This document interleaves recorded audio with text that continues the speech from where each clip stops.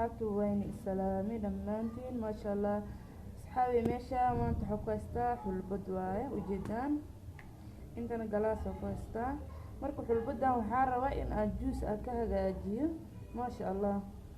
xulbada biyaan ku shubani biyo cabaar ugu jiray ilaa 30 minutes marka waxaa rabaa in aad ku shiido cabitaan avocado moos insha allah waa arki doontaa see ku soo baxdo. qaadadan hadda wax yar aan ka isticmaalay marka inaad isku badiyo marka insha allah waa ka cabsanayaa markii intaas hataan ka badanaa wax yar hataa kasoo ceshay biyaan la dhigi insha allah.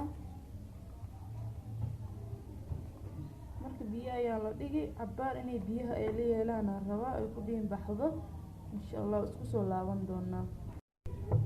biyo ayaan ku darsanaa wax yar hataan ku badanaa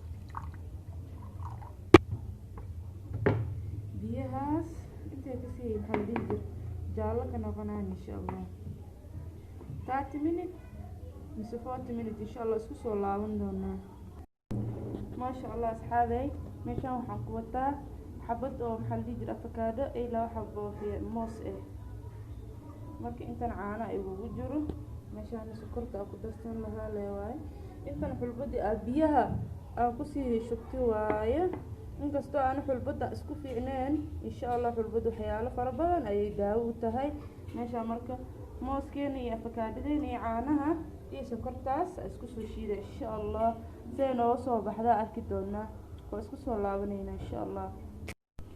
maasha allah asxaabay cabitaanka saas ayuu nooga soo baxay oo ujeedaa maasha allah inaba caadi maahan yaa buucbuucda u baahan tahay qaarka dambe iyo meesha kubka maasha allah ka faa'iideysta alaabtaas ka faa'iideysta maasha allah.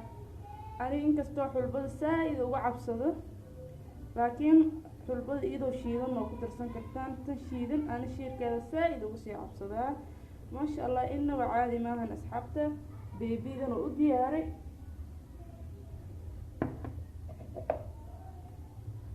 lagama sheekeyn karo beebida waxaan sameeyey xulbada inta aan ku darin mooskii caanaha iyo marka isku shiida avocadada wax yar aan ku shubay iyada caanaheeda aan usii daray ana marka xulbadii aan shiitay 2 glass camal dayda marka asxaabay saas ula socdo insha allah waxba sheerka waxbaad beesin waxyaalo fara badan ay qabataa xulbada insha allah. waxaan rajaynayaa idinkan inaad ka faa'iidi doontaan insha allah. waxaan leeyahay sidaas iyo fi amaanillah.